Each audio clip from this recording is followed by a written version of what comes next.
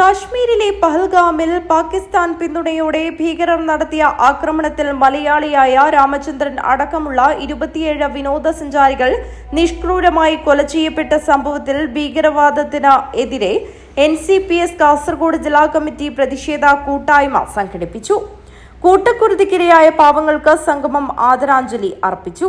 സംസ്ഥാന കമ്മിറ്റിയുടെ ആഹ്വാനപ്രകാരം കാഞ്ഞങ്ങാട് രക്തസാക്ഷി സ്മാരക മണ്ഡപത്തിന് സമീപം നടത്തിയ പ്രതിഷേധ സംഗമം NCPS കാസർഗോഡ് ജില്ലാ പ്രസിഡന്റ് കരീം ചന്ദേര ഉദ്ഘാടനം ചെയ്തു.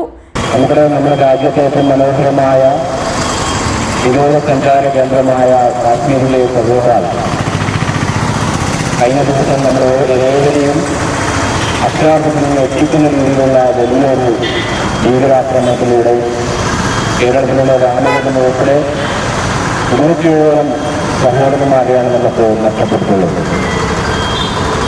ഭീകരവാദത്തെ ഒന്നും പ്രോത്സാഹിപ്പിക്കുന്ന പാകിസ്ഥാന്റെ നിലപാടിനോട് പ്രതിഷേധിച്ചുകൊണ്ടാണ് ഇത്തരത്തിലുള്ള പ്രതിഷേധം ഉണ്ടാകുന്നത്. ജില്ലാ ട്രഷറർ ബെന്നി നാഗമറ്റം അധ്യക്ഷത വഹിച്ചു. സംസ്ഥാന സെക്രട്ടറി C. ബാലൻ മുഖ്യപ്രഭാഷണം നടത്തി.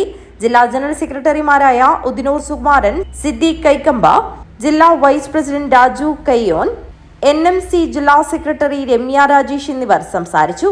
ജനറൽ സെക്രട്ടറി OK ബാലകൃഷ്ണൻ സ്വാഗതവും NYC ജില്ലാ പ്രസിഡന്റ് ലിജോ സെബാസ്റ്റ്യൻ നന്ദിയും പറഞ്ഞു.